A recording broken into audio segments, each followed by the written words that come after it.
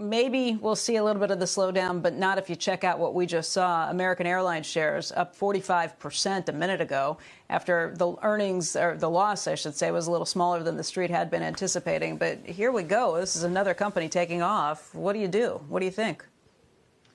So I think our takeaway is that this behavior, speculative trading, and its impact on individual stocks and its impact on the broader market is probably not going away anytime soon. If you think about the forces that are driving it, from democratization of investing to a ton of liquidity.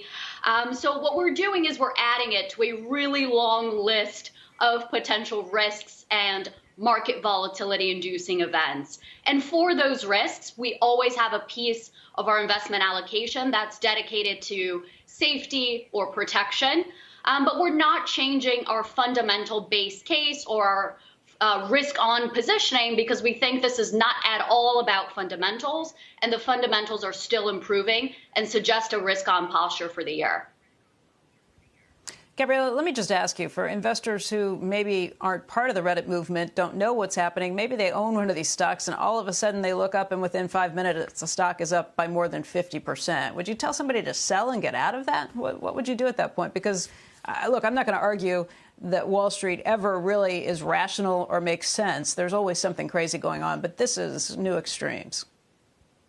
So the way that we think about it is, in the short term, stock prices for individual companies or for the broader market can be driven by a whole variety of things, by sentiment, by speculative behavior. But over the long run, the prices of stocks should be driven by fundamentals or earnings.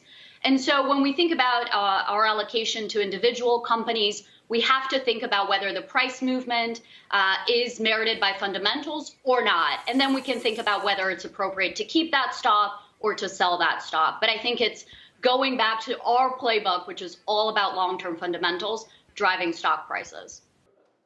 Shepard Smith here. Thanks for watching CNBC on YouTube.